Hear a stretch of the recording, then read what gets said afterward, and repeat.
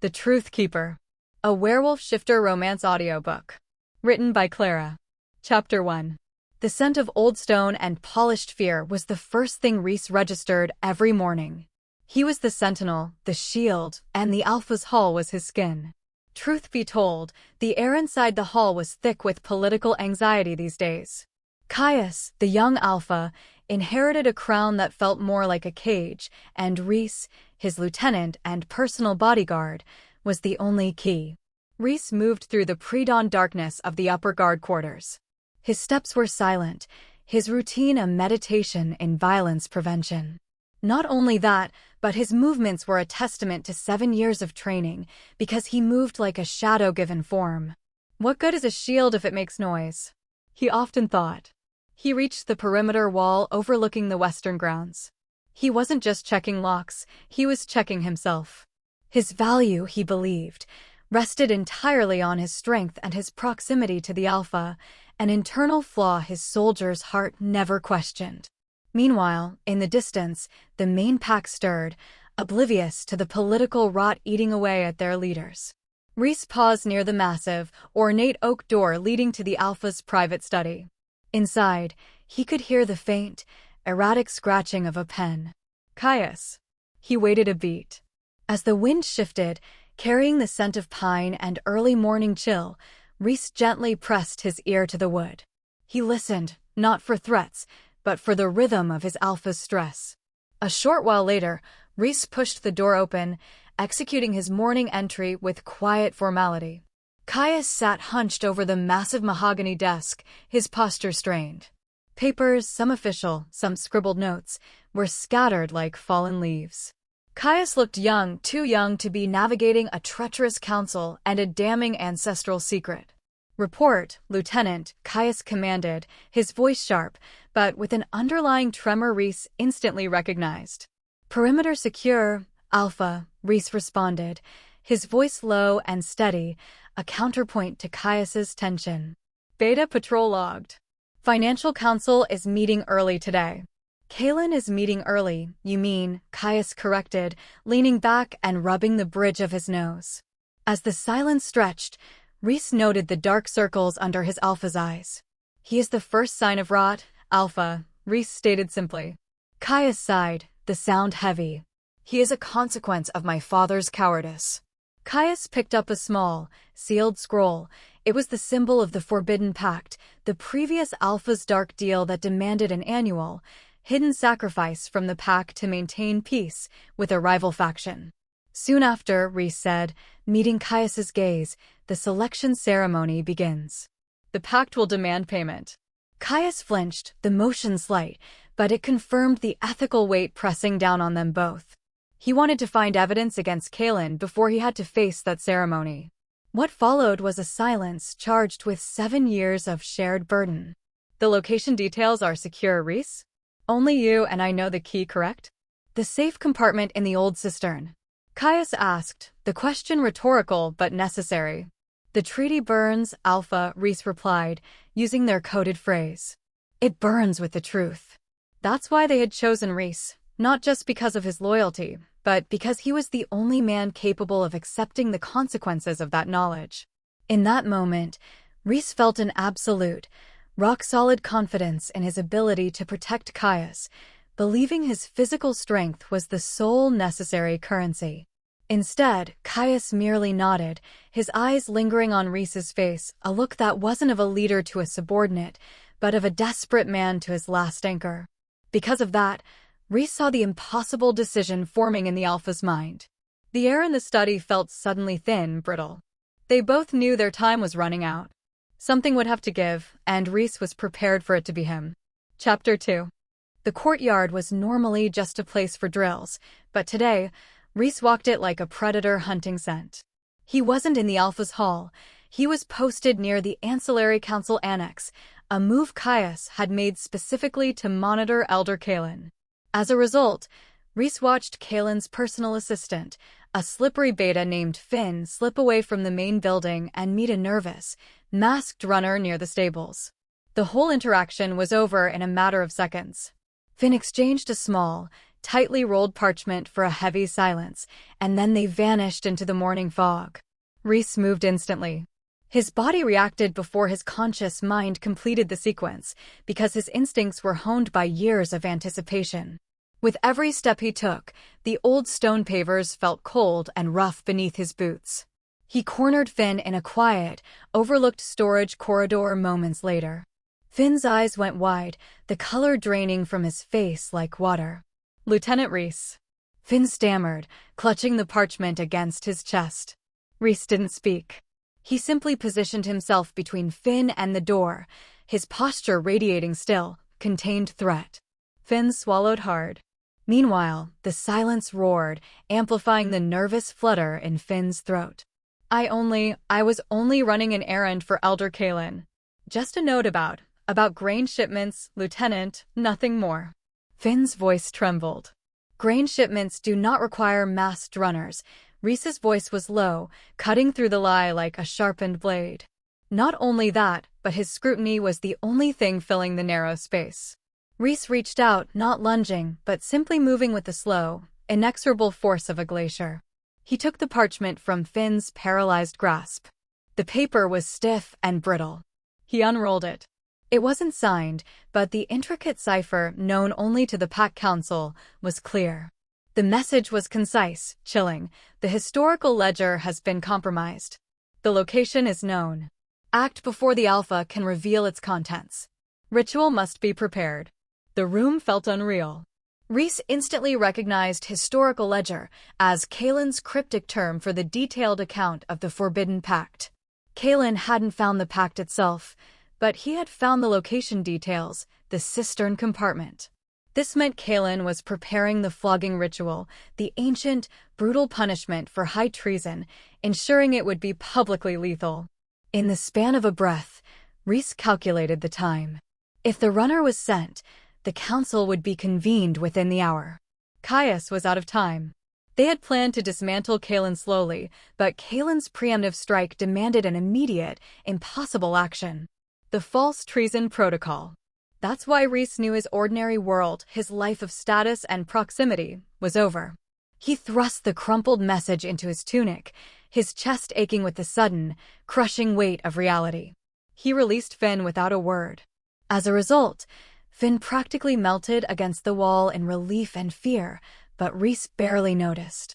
He ran, breaking his disciplined stride, making a beeline for the Alpha's private study, the cold dread turning to a feverish, focused certainty. He didn't know what scared him more, the idea of Kaelin taking the crown, or the thought of what he was about to willingly endure for Caius. Chapter 3. Rhys burst into the Alpha's study without knocking, a transgression that would normally earn him a swift, sharp reprimand. But today, Caius merely looked up, his face grim, anticipating the news. "Kaelin knows the location," Rhys stated, slapping the crumpled cipher onto the desk.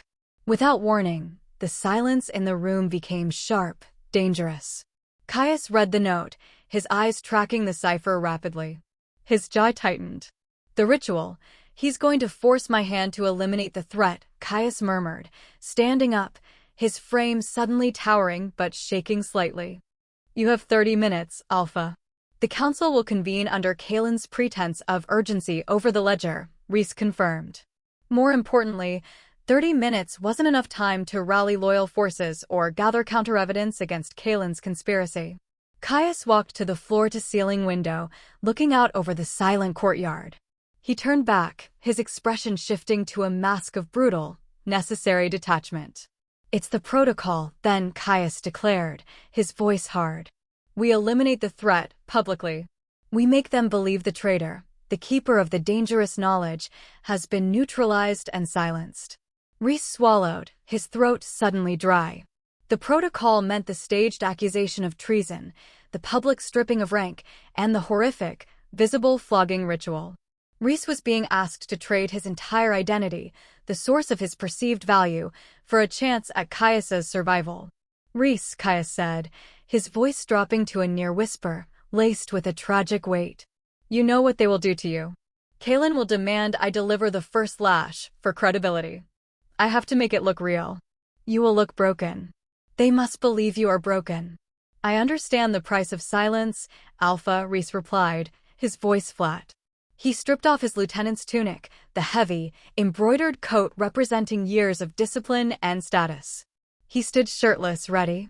With his scent in the air, the room suddenly felt smaller, primal. Caius stepped toward him, holding a piece of coarse jute rope, the ties for the ritual post. The moment their eyes locked, the political masks dissolved for a single heartbeat. Maybe it was fate, but Rhys saw the true agony in Caius's golden eyes, not just for the consequences, but for the act itself. This wasn't weakness. This was an act of necessary self-preservation for the Pact's greater good. You will be stripped of everything.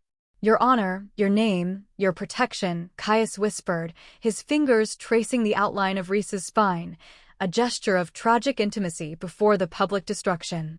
My loyalty is branded, Alpha, Rhys responded, his voice barely audible. As if pulled by a string, he leaned in slightly.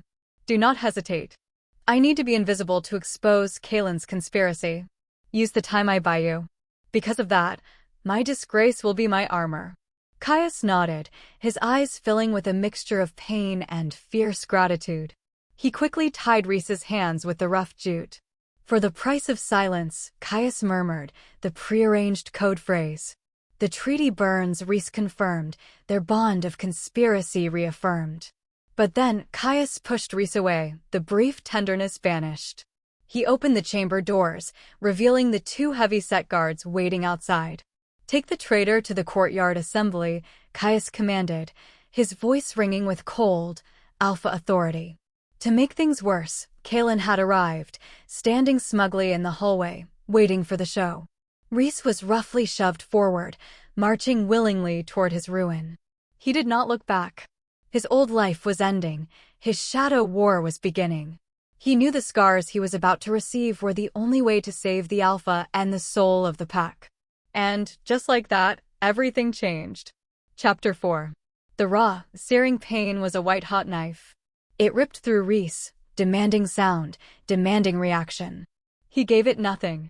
His feet were barely touching the cold stone of the courtyard, his body stretched taut against the rough timber post. He focused only on the rhythm. 1, 2, 3. He heard Caius's voice first. It was harsh, brittle, cutting through the murmurs of the assembled pack. For the ultimate betrayal. For communicating with the enemy. The first lash was delivered by Caius himself. It was a precise, agonizing strike, drawing blood instantly.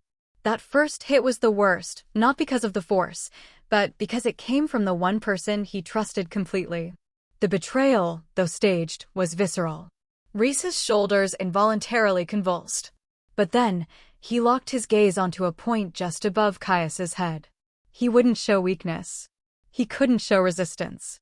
He knew Caelin was watching, every line in the Elder's face a study in malicious satisfaction. Caelin had gotten his ritual. He believed he was witnessing the end of the only man who knew the depth of the Alpha's inherited weakness. The whip cracked again. And again. With every heartbeat, the skin across his back was shredded, turning from disciplined muscle to a gruesome tapestry of red and black. Rhys focused on the coded phrase they'd shared, the treaty burns. The pain wasn't punishment, it was the price of the mission. The price of silence. Each scar was not a mark of treason, but a fierce, branded receipt of his absolute loyalty. Stop, Caius finally commanded, his voice strained, nearly cracking. What followed was a silence so thick and profound, the air itself felt heavy with the scent of blood, sweat, and public shame. Rhys hung there, his breath ragged, his body trembling, but his eyes remained dull, empty, projecting the perfect image of a broken man whose spirit had been crushed by justice. He let his internal flaw, the belief that his value was in his physical strength and rank, be publicly destroyed, because only total destruction would make him invisible. Caelin stepped forward, his face radiating smug superiority. He addressed the crowd, his voice booming with false piety. Justice is served. The traitor is stripped of all rank, all honor, all protection. He is banished to the undercroft. Let this be a warning. Instead of collapsing, Rhys forced his head up just enough to meet Caius's gaze one last time before being cut down. Caius, pale and grim, gave a barely perceptible nod, whispered, "You did it." The lie is solid. Moments later, Rhys was cut from the post. He hit the rough stone floor hard. The movement sent fresh, searing waves of agony across his back, and he bit down hard, tasting coppery blood. He was dragged, not walking, across the courtyard and out of the sacred grounds of the Alpha's hall. As the wind shifted, the crowd's whispers followed him: disgust, pity, scorn. Traitor. Weakling. Disgraced. Rhys allowed the shame to settle on him like a burial shroud. He had lost his uniform, his title, and his place, but then, he gained something far more dangerous: the mantle of the invisible. His body was wrecked, yet his resolve felt harder than steel. He was locked into the conflict. The last glimpse he had of the hall was Caius standing alone, a desolate figure on the high dais, his crown now heavier than ever. Chapter 5. The journey to the Undercroft, the lower den, was a brutal blur. He wasn't escorted by guards, but abandoned near the winding, overgrown path leading to the forgotten lower levels of the Pact territory. Rhys lay where he was dumped for a long time. The smell of wet earth and mildew replaced the clean scent of the hall. After that, he pushed himself up, every muscle screaming in protest. He had to get moving. He couldn't be found here.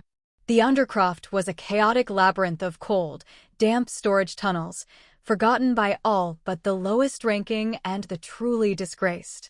Which meant Kaelin wouldn't bother placing heavy surveillance here. He stumbled down the winding, narrow path. It was steep, riddled with loose rock. Despite that, the environment felt oddly familiar, because it mirrored the moral darkness of the secret he carried. He found a secluded corner, a large, half-collapsed storage room beneath the old hall kitchens. The air was thick with the scent of stagnant water and dust. This was his new command center. He carefully pressed his wounds against the cold, rough stone wall. The contact was excruciating, yet necessary to numb the pulsing heat. Still, the pain was a necessary reminder of the task. My value is only in my strength and proximity to the Alpha, the old voice of his internal flaw whispered in his mind. No, Rhys muttered aloud, the word catching in his throat. He looked at his hands. They were scratched and bloody, but they were still capable. My strength is in my purpose. He needed antiseptic. He needed bandages. He needed silence. Even so, his soldier's mind was already at work. He examined the rough-hewn ceiling. He knew the blueprints of the hall's security by heart. He had drawn them. He realized the lack of security here was absolute. No one notices the broken former lieutenant. They think I am neutralized, he whispered to the shadows, a faint, dry laugh escaping his lips. As a result, he was now invisible. His shame was his armor. His scars were his passkey. The very thing meant to destroy him had given him operational freedom. He pulled himself into a standing position, staggering slightly. His immediate goal was survival, but his true goal was to begin the countermission. Before he could move, a small, skittering sound nearby startled him. A large rat darted across the floor. With a single glance back at the dark, damp corridor, Rhys knew the lower den was the perfect cover. No one watched the discarded. No one watched the broken. He was free to hunt. His disgrace was his first and most powerful weapon. He was no longer Rhys, the lieutenant. He was Rhys, the shadow. His mission had truly begun. Chapter 7. The Undercroft was a symphony of decay. The constant drip of moisture, the earthy smell of deep stone, and the distant, muffled sound of the pack living above him, it was his new reality. Come morning, Rhys began his true work. He was no longer charting perimeters, he was charting influence. Using the forgotten utility tunnels he'd mapped days before, he worked his way toward the administrative offices, a silent, grim shadow moving through the Pact's foundation. He moved slowly, nursing his healing back. Before either could speak, his body remembered the rhythm of the lash, which was why he moved with a controlled stiffness that minimized pain. He was a ghost in the machine, because no one looked for the Alpha's former lieutenant in the rat-infested pipe systems. He found an old inspection vent leading into a narrow hallway where new guards were posted, guards he didn't recognize, which meant they were loyal to Kaelin. Rhys settled into a dark corner, the damp air cold against his face. He watched the new faces. That's why he noticed their uniforms were newer, their gear slightly better, a clear sign of Kaelin diverting funds. In the quiet that followed, he heard the guards talking. Elder Kaelin says the Alpha's too soft, Guard 3 muttered, leaning against the wall, chewing on something. This punishment of Rhys? It was smart. Showed us who really calls the shots. Yeah, but what about the old debt? Guard 4 whispered, checking the empty hallway nervously. The one his daddy left? Will Kaelin handle that? The tension broke inside Rhys. They knew about the debt, the political weakness of Caius's father, but not the pact itself.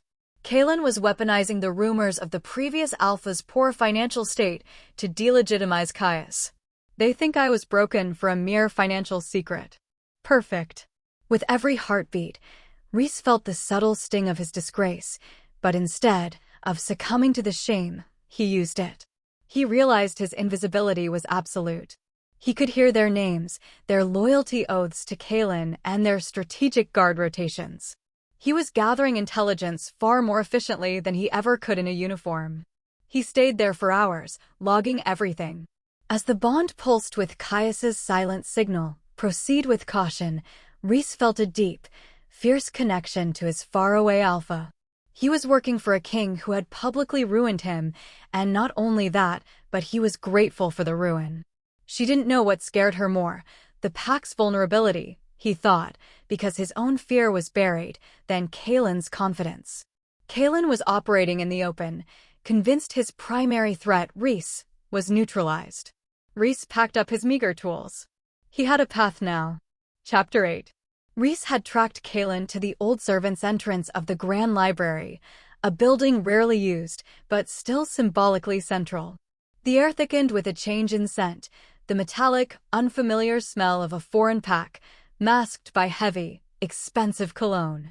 Rhys used a narrow ventilation shaft that ran beneath the library floor. The space was dusty, cramped, and required him to move on his belly, his raw back scraping slightly against the metal. Because of that, every inch of progress was a controlled act of pure will. He positioned himself beneath a heavy rug, directly under a closed, locked door. He could hear them clearly now. Kaelin's voice, smooth and falsely charming, dominated the conversation. The Alpha is unstable. The recent, unfortunate display of temper against his own lieutenant proves he cannot lead. The alliance with the Northern Pact must proceed. This marriage will provide stability and, most importantly, resources. A deep, unfamiliar voice, rough as granite, replied. Our Alpha demands the bride be provided within the month, Elder Kaelin. And we demand control over your gold reserves. We need assurances that your young puppet can control his territory once he is placed.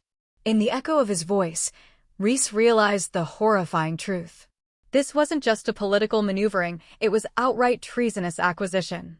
Kaelin wasn't just vying for the crown, he was selling the Pact's sovereignty and stability to a foreign power, using the staged flogging as proof of Caius's weakness. Not only that, but the Northern Pact was notoriously brutal, known for demanding territory and people as tribute. The thought of Kaelin's puppet handing over Pact members to them sent a primal, cold rage through Rhys. This is why I took the scars. Kaelin chuckled, a low, calculating sound. I assure you, the new Alpha will be malleable. And the traitor Rhys has been dealt with. His execution, for that is what the flogging ritual essentially was, has demonstrated my control. With every heartbeat, Rhys felt the burning resentment of being used as a symbol of Kaelin's strength. But it was a useful resentment. His disguise as the broken man was working perfectly. Instead of staying put, Rhys took a calculated risk.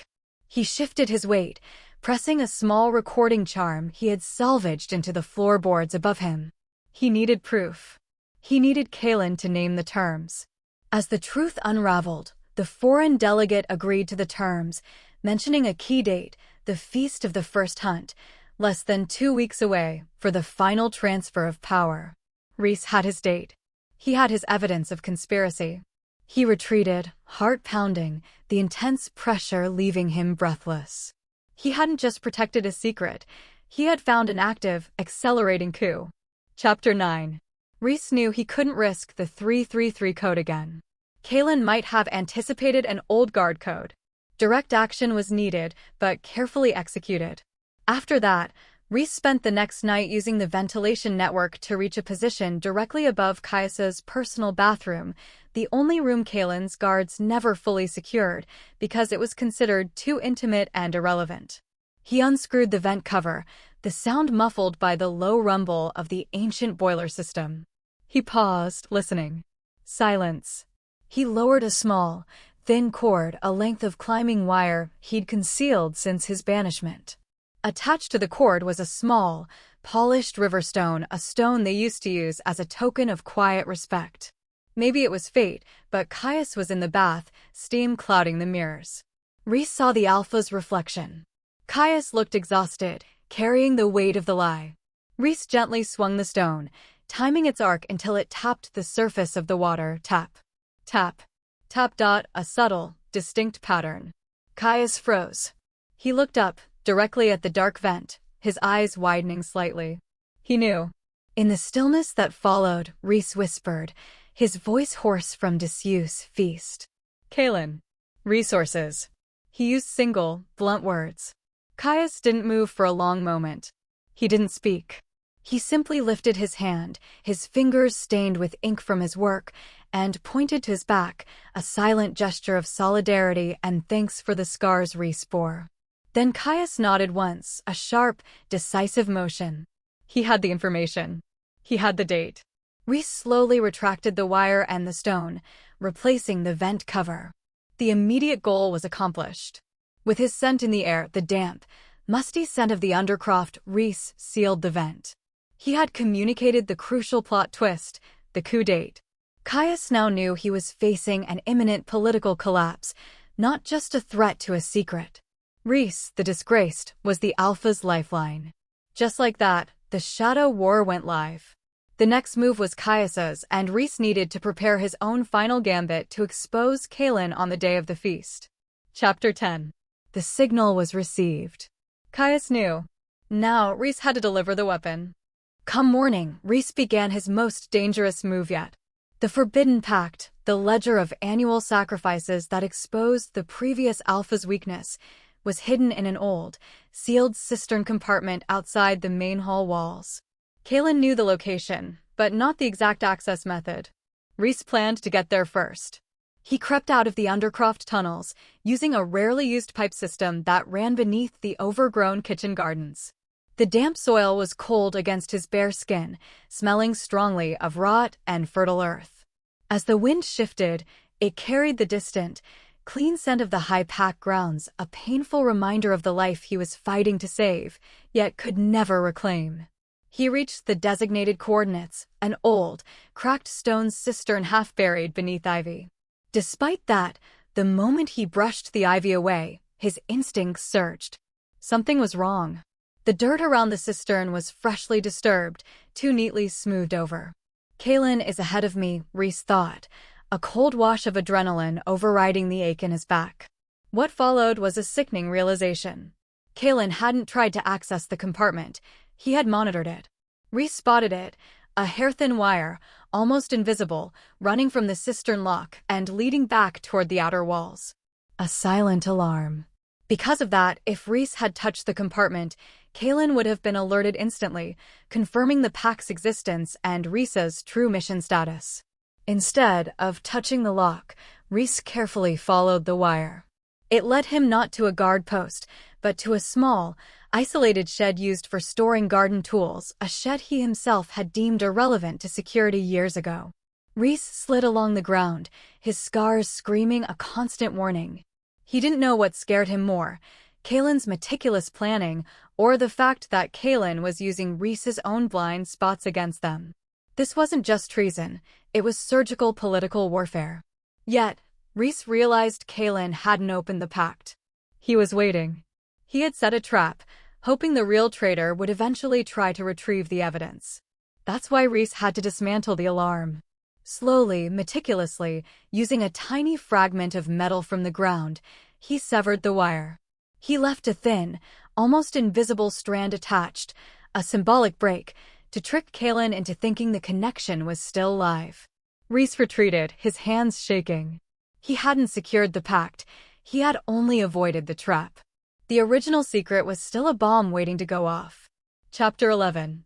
The following afternoon, Caius held an impromptu public challenge in the courtyard, a rare display of martial prowess meant to reassure the pack, but really designed to draw Kaelin's full attention. Rhys watched from the rooftop of the highest laundry shed, a vantage point he'd discovered during his early days as a guard. He had to see Caius's play. At the same time, Caius was magnificent. He moved with a speed and ferocity Rhys hadn't seen since they were training as youths. He didn't challenge Kaelin. He challenged the biggest, most aggressive loyalist Kaelin had recently promoted, and won, brutally. Caius's golden eyes blazed with authority, and his victory silenced the restless murmurs of the crowd.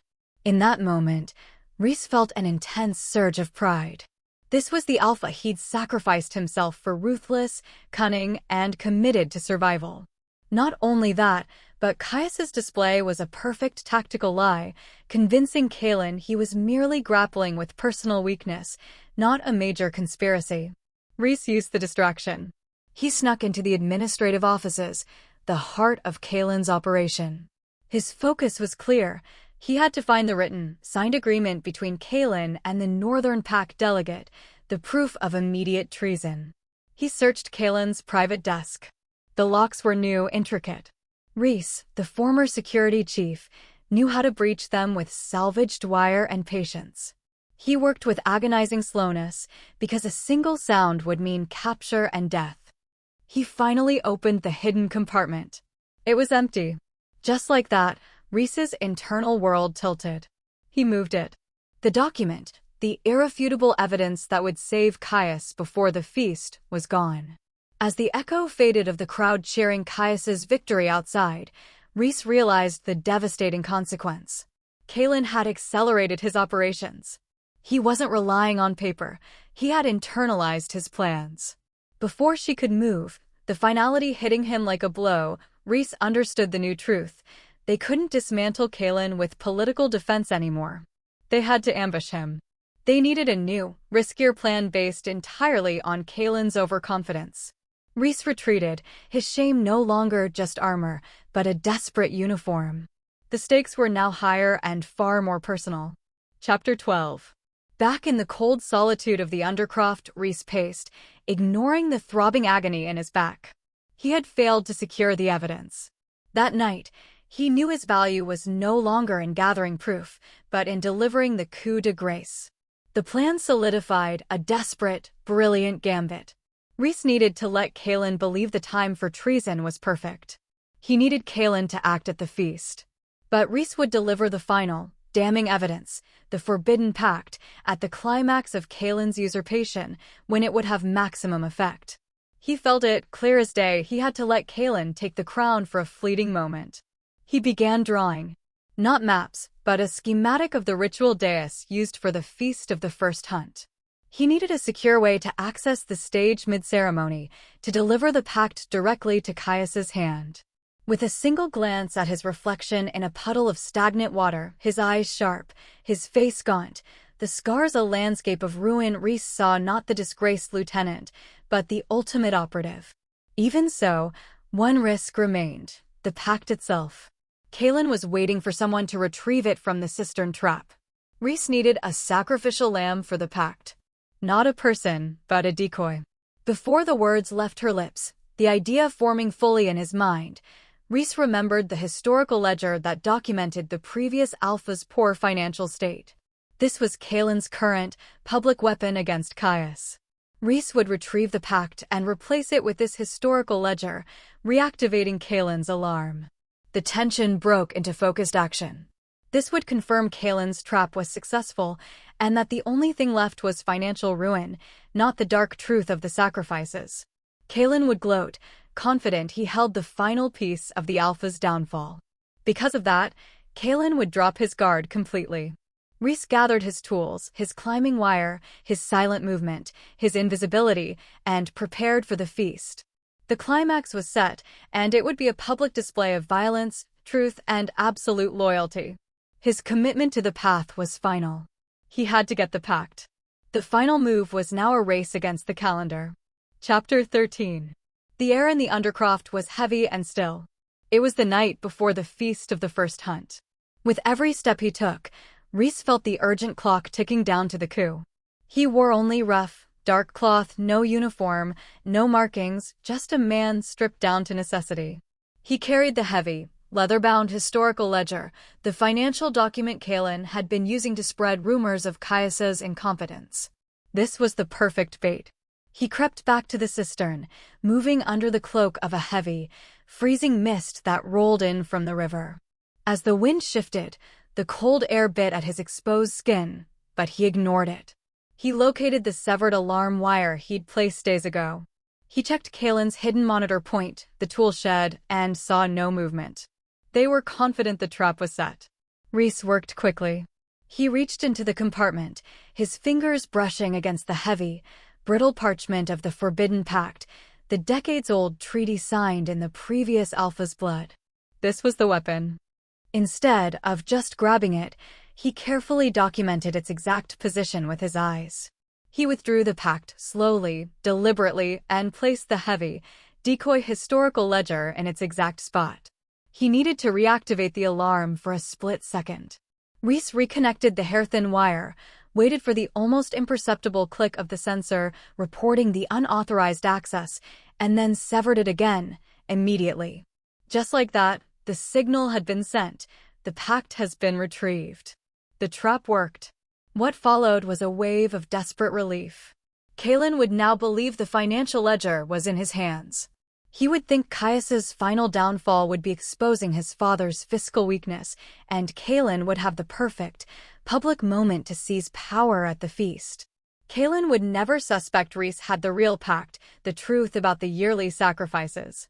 Rhys secured the Forbidden Pact inside his tunic, directly against the angry landscape of his scars. The mark tingled, a painful reminder of the price paid, but now also a feeling of profound, focused purpose. He had committed to the irreversible path. There was no turning back now. Chapter 14. The courtyard buzzed with frantic preparation for the feast. Banners were hung, fires were roaring, and guards, mostly Kaelin's men, were patrolling with new swagger. Rhys used the highest ventilation shaft above the Alpha's Hall main dining room, which offered a brief, veiled view into the main entrance hall. He saw Caius there, receiving delegates, acting every bit the pressured, slightly reckless young Alpha. He was flanked by Elder Kaelin, who was smiling, his expression a cold mask of triumph. Meanwhile, Rhys watched, concealed in the rafters, breathing in the expensive, unfamiliar perfume of the visiting delegates. He knew Kaelin's arrogance was their greatest weapon. Caius turned his head slightly, his gaze rising toward the high shadows. He didn't look at Rhys, because Kaelin was standing too close. He looked through the shadows, searching for the ghost he knew was there. The moment their eyes locked across the vast, echoing hall, one high in the shadows, disgraced, the other standing in the light, playing the fool, Rhys felt the electric jolt of their bond. It was a silent, dangerous communion. Rhys communicated with the barest movement, a fraction of a nod toward his chest, where the Pact was hidden. Caius's response was subtle, almost invisible to Kaelin. His right hand, the hand that had held the whip, clenched and released twice, a coded signal. Ready. Trust my timing. In the quiet that followed, Rhys held his breath. He saw the desperate resolve in Caius, but what's worse, he saw the physical fatigue. Caius was struggling to maintain the facade of weakness under Kaelin's constant scrutiny. Even so, that glance was enough. It was the affirmation Rhys needed. It was a commitment forged in pain. Caius was fully exposed, betting his life and his crown on Rhys's ability to move unseen and strike at the decisive moment. Rhys pulled back, the rough wood grating against his scars. He was now fully committed to a final, deadly gambit that would either save the Pack or see both him and the Alpha executed publicly. Chapter 15. The feast was hours away, but the ceremonial area was already a hive of activity. Fires blazed, and the rhythmic sound of drums began to echo across the valley. That night, Rhys made his move. He knew the layout of the old ceremonial dais. It was built atop a series of stone vaults, perfect for a hidden entrance.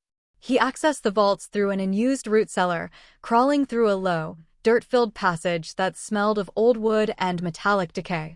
As fire bloomed beneath her skin, the rising adrenaline countering the damp cold, Rhys used a small, salvaged knife to pry open a hidden stone panel beneath the dais. He dropped silently into the cramped, dark space directly beneath the main stage. He could hear the heavy thud of feet above him as workers placed the central feast table. He was utterly alone. The air was thick with ancient dust and the primal scent of the stone that had witnessed generations of rituals. Rhys settled, the forbidden pact secured in a waterproof oilskin wrap. He checked the time by the position of the moon visible through a crack in the wall. Hours until the ceremony began. As the bond pulsed again, this time a purely internal sensation, a nervous, shared frequency with Caius, Rhys knew his alpha was taking the stage soon. In the echo of his voice, the memory of Caius's strained for the price of silence, Rhys felt the full weight of the sacrifice. He had traded his honor for the right to lie in the dirt beneath the place of power. He didn't know what scared him more, the idea of Kaelin winning, or the fear that the scars he bore wouldn't be enough to convince the pack of the truth when it finally came out. He had passed the point of no return. His fate, and the fate of the Alpha, would be decided directly above his head. He had one chance. I am the ghost of the lieutenant. I am the shadow of the Alpha. When the music stops, I rise. Chapter 16. The sounds of the feast were deafening from beneath the dais. The heavy stone amplified the stomping of feet, the roar of the crowd, and the low, triumphant bass of the ceremonial drums. Rhys was a coiled spring in the dark, tasting the grit of the dirt floor.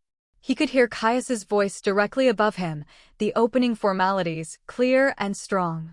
As the air thickened, he focused on the weight of the forbidden pact pressed against his scarred back, his only remaining credential. Moments later, the tone changed. Kaelin's voice, oily and commanding, took over the proceedings. Tonight, Kaelin boomed, his voice radiating false sincerity. We celebrate our strength, but we must also address the rot. The financial rot left by the former Alpha. Rhys heard the shuffling of paper above him. That's why he knew Kaelin had the decoy, the historical ledger, in hand.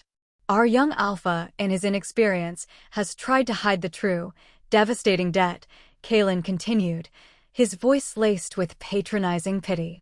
But Elder Kaelin secured the hidden ledger. The tension broke in the crowd, gasps and angry murmurs. Kaelin had successfully shifted the Pact's discontent from Rhys, the traitor, to Caius, the incompetent ruler. Kaelin pressed his advantage. I, Kaelin, present the truth. He slammed the ledger down on the dais, a heavy thud reverberating right next to Rhys's head. The debts, the compromises. They will ruin us. We need decisive leadership. A new Alpha who puts the Pact's resources first. Not only that, but Rhys could hear the crowd turning. Kaelin's plan was flawless. The public lie was now the public truth. Rhys waited for Caius's cue, a prearranged, subtle action that would tell Rhys now is the time to strike. Instead, there was a dreadful silence from the Alpha. No cue. Nothing. Rhys felt a cold dread begin to pool in his belly. What is he waiting for? Chapter 17. The atmosphere above was electric with Kaelin's success. With every heartbeat, Rhys could feel the tide of the Pact's loyalty shifting. Kaelin seized the moment. Since the Alpha is silent, since he cannot defend his father's shame, I propose an immediate vote of no confidence. I will assume temporary control to enact the Northern Alliance and save our gold. As the truth unraveled, Rhys knew Kaelin was jumping the gun. Caius wouldn't let it get this far. The cue should have come when Kaelin revealed the ledger. Rhys pressed his ear against the wooden floorboards. He strained to hear Caius. He heard Kaelin's men begin to cheer, rallying the crowd. And then he heard Caius's voice, but it wasn't the strong, commanding voice they'd practiced. It was choked, defeated. I cannot, Caius whispered, the sound barely carrying. I cannot face this shame. Just like that, everything changed. Caius wasn't playing the fool, he was folding. He had reached his personal limit under the pressure of revealing his father's weakness and Kaelin's malice. He was yielding the crown. Even so, Rhys couldn't believe it. Caius had endured years of conspiracy. He had flogged his most loyal man. Why now? Why break the pact now? My value is only in my strength and proximity to the Alpha. The old toxic belief flooded Rhys's mind. He didn't trust the plan. He abandoned me. Rhys felt utterly defeated, the raw despair cutting deeper than the whip ever could. He had given up his identity, accepted the deepest shame, and it had been for nothing. He had failed to account for Caius's personal breaking point. The descent into despair was immediate. He had nothing left. If Caius surrendered, Rhys's plan, the pact, the scars, the invisibility, was useless. He was just a broken traitor hiding in the dirt. The goal seemed impossible. Chapter 18.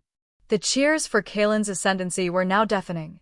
The space between them burned, the massive political and emotional distance between Rhys in the dark and Caius in the light. Rhys slumped against the stone wall. The shame of his public disgrace, which he had worn as armor, now felt like a lead weight. I gave him everything. I became nothing. And he chose shame over salvation. He felt it clear as day, the cold sting of betrayal. Not a personal betrayal, but the betrayal of their sacred mission. Then, Rhys heard the faint, high-pitched crying of a child, a sound that cut through the celebratory din. It was the crying of a child near the back of the crowd, a sound that quickly faded. But it was enough. That's why Rhys jolted, remembering the true stakes. The child was of the age eligible for the annual Pact sacrifice. If Kaelin took control, the Pact would not be revealed. It would be honored to appease the Northern Pack and secure Kaelin's temporary power. The sacrifices would continue. Rhys looked down at the forbidden pact in his hand. It wasn't about Caius's crown anymore. It was about the innocent lives Kaelin would condemn. Rhys's sacrifice had bought him the means to stop the sacrifices, and he couldn't let it be wasted simply because the Alpha was weak. This is not for Caius, the politician, Rhys realized, his despair sharpening into cold, hard resolve. This is for Caius, the man who was willing to strike me to protect a secret that saves children. Instead of resigning himself to the failure, Rhys found his true power. His value wasn't in his rank or his Alpha's strength. His value was in his unwavering choice of loyalty and moral conviction, even when the Alpha faltered. Rhys pushed his feet against the dirt, forcing himself into a crouch. He looked up at the stone panel above him, the exit. The time for waiting was over. The plan was dead, but the mission was not. He had to surface, not on cue, but in defiance of Kaelin, Caius, and fate itself. As her wolf stirred, the primal instinct of the protector surging through his body, Rhys prepared for the final, unsanctioned move. His lowest point had become the forge of his ultimate determination. Chapter 19. The sounds of Kaelin's ascent to power above were nauseatingly loud. All those in favor of Elder Kaelin assuming temporary control, state your allegiance now. Rhys didn't need to hear the reply. He knew Kaelin's men would cheer. He knew the crowd would acquiesce. In the quiet that followed Caius's defeated silence, Rhys felt a deeper, colder rage than any pain the whip had inflicted. He ran a scarred hand over the heavy, oilskin-wrapped forbidden pact. The treaty burns, he thought. It had to burn in the light, not in the darkness. Instead of waiting for the cue that would never come, Rhys realized the profound error in his initial flaw. My value is only in my strength and proximity to the Alpha. No, he muttered, the word a rasp against the dust. My value is in what I protect.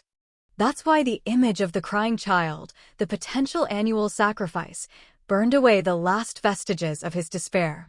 This wasn't about Caius's personal weakness anymore. It was about Kaelin's bloodlust and the fate of the Pact's innocence. Rhys was not saving a king, he was saving a covenant. As if pulled by a string, he began to move.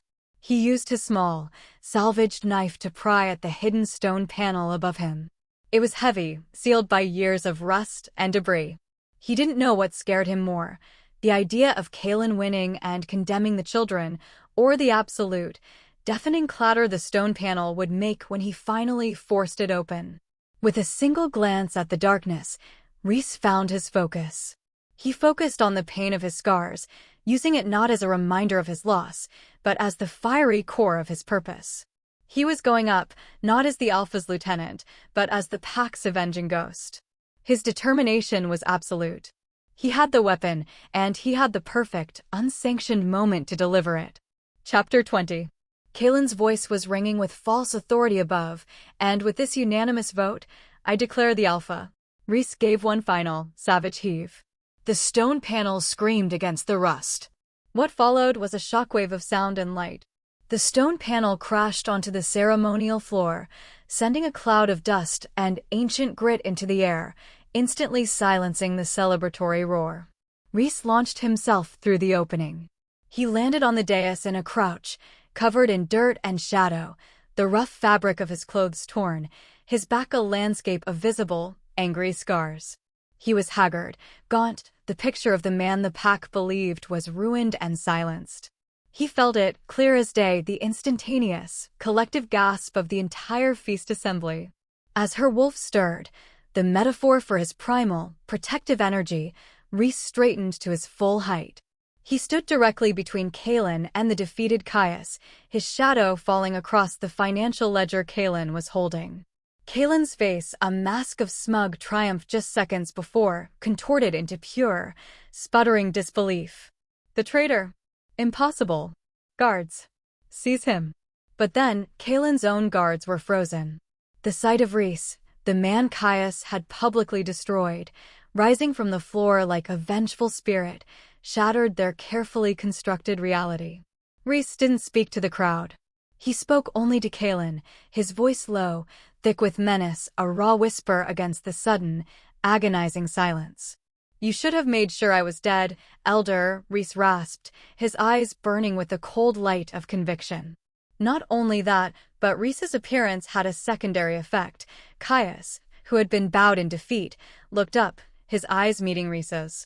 In that moment, Caius saw not a broken soldier, but the successful operative, and a spark of fierce resolve returned to the Alpha's eyes.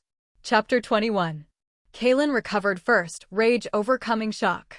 He's mad. A desperate criminal. Seize him now.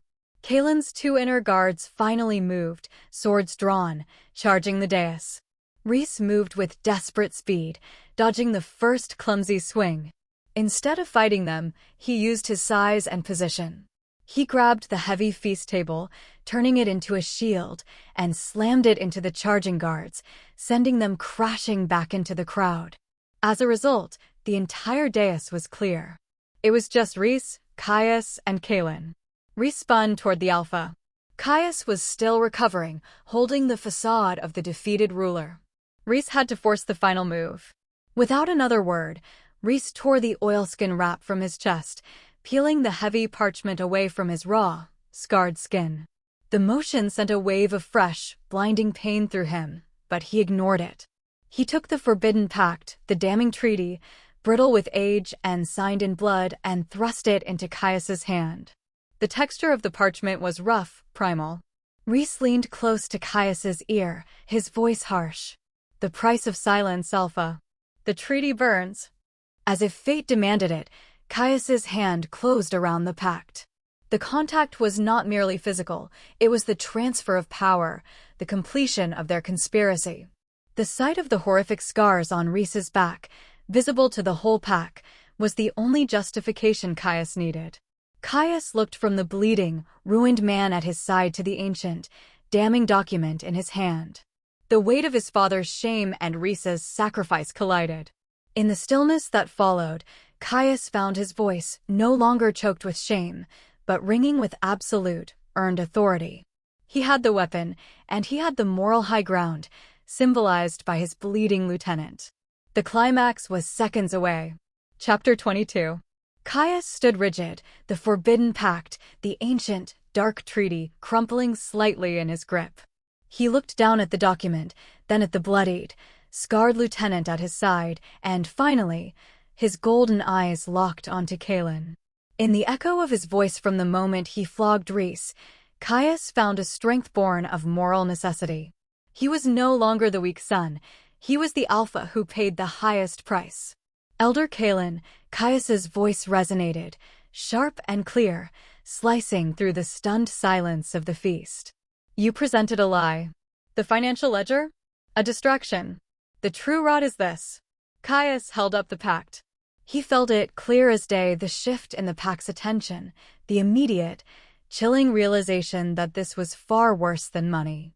Cailan roared, fury contorting his face. That is forged. A distraction from the traitor. He is mad. Mad? Caius challenged, taking a step forward. My former lieutenant, Rhys, whom I publicly scourged for treason, a traitor I was forced to create to protect the Pact from an immediate political takeover orchestrated by you, now risks his life to deliver the truth. Caius unrolled the Pact. He didn't read the financial lines. He read the clauses that demanded the annual tribute of one Pact member, youngest of age, offered in silent sacrifice, lest the alliance of power be revoked. Just like that, the truth hit the Pact like a physical blow. The festive atmosphere evaporated, replaced by horror and righteous anger. The betrayal was not financial, it was primal. Rhys watched Cailan shatter. The elder lunged, desperate to seize the document. Seize him, Caius commanded, his voice raw with authority. Cailan's own guards, witnessing the horrifying clauses of the Pact and the visible, brutal evidence of Rhys's loyal sacrifice, hesitated. Instead of obeying Cailan, they looked to their alpha. The space between them burned, the space between Cailan and the crown. Caius didn't need a fight. He had the truth. Rhys moved. Without warning, he grabbed the throne feast table that lay on the ground, and with the last of his strength, slammed the splintered wood against Cailan's legs. Cailan collapsed, his own arrogance his downfall. The loyal Pact guards surged forward, not Caius's men, but the true loyalists from the crowd. Cailan was subdued immediately. The climax was complete. The conflict was resolved, not through physical strength alone, but through the power of the revealed truth, purchased by Rhys's sacrifice. Chapter 23. The air was chaos, but it was righteous chaos. Cailan and his immediate council allies were dragged away, their protests swallowed by the roar of the Pact. The feast became a tribunal. Rhys was reeling, his body screaming for rest. As the echo faded of Cailan's final, desperate curses, Caius knelt beside Rhys, ignoring the Pact, ignoring the celebration. Rhys, Caius whispered, his voice thick with emotion, his hand hovering over Rhys's torn, bloody back. The scent of old stone and polished fear was gone, replaced by the honest smell of blood and victory. Rhys's voice was a barely audible croak. The Pact, Alpha. You have it. I have the crown, because of you, Caius corrected, looking into Rhys's eyes with absolute honesty. Not only that, but the look was one of equal respect, not rank. Caius immediately addressed the Pact, his voice carrying the authority of a tested leader. He spoke of Rhys's true mission, of the price of silence, and of the necessity of the lie. Because of that, the Pact understood. They didn't see a traitor, they saw a hero. Rhys's internal flaw, the belief that his value was gone with his rank, was refuted by the Pact's collective gaze. That night, Rhys was carried not to the Undercroft, but back to the Alpha's Hall medical quarters.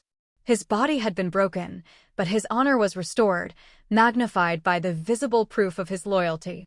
He drifted in and out of consciousness, his last coherent thought being the realization that the sacrifices would end. Chapter 24. Weeks passed. The scars on Rhys's back healed, though they remained a fierce, raised map of his ordeal. They were no longer the marks of shame, but the mark of the truth keeper. He sat in the Alpha's hall, dressed not in his lieutenant uniform, but in simple, high-quality, unadorned leather, the uniform of a personal confidant. Caius walked in, holding 2 goblets. He looked older, stronger, and completely secure in his crown. The burden of his father's weakness was gone. The Northern Alliance is severed. Cailan's conspirators are gone. The Pact is unified, Caius said, handing Rhys one of the goblets. He felt it, clear as day, the peace that now permeated the hall. You saved them all, Alpha, Rhys replied. No, Caius shook his head, looking directly at Rhys. You saved them all, Lieutenant. No, not Lieutenant. That rank means too little now. Caius touched the side of Rhys's jaw. The moment their eyes locked, the bond that had been political, conspiratorial, and born of pain was affirmed as something deeper, mutual respect forged in fire. "You are my truth keeper," Caius declared. "You are the one man who will bear the ugly truth so the Pact can survive the lie. Your post is no longer at the door, but at my side. Your strength is not in your arm, but in your sacrifice." Rhys accepted the title, the new meaning filling the hollow space left by his old rank. His internal flaw, "my value is only in my strength and proximity to the Alpha," was replaced by a profound understanding. His value was inherent and moral. He was stronger broken than he ever was whole. As the bond pulsed, a feeling of profound, quiet contentment settled over him. He had lost his honor and gained his purpose. Chapter 25. The Alpha's hall was quiet tonight, the peace not fragile, but earned. 2 months had passed since the feast, since Caelan's downfall, since the forbidden pact was publicly burned in effigy, its power permanently severed. Rhys stood in the newly restored Alpha study.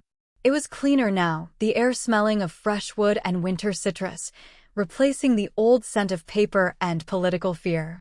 That night, he was not guarding the door, but simply leaning against the mantelpiece. His post was wherever Caius needed truth. Caius sat at his desk, but instead of struggling with ledgers, he was signing treaties of cooperation with neighboring pacts, securing the borders Caelan had tried to sell.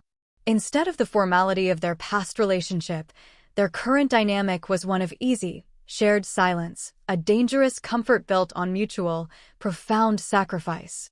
"You look too comfortable in that chair, Alpha," Rhys commented, his voice low, a trace of his old military dryness surfacing. Caius looked up, smiling faintly. "Peace is heavy, Rhys. It's harder to maintain than war, because people forget the price."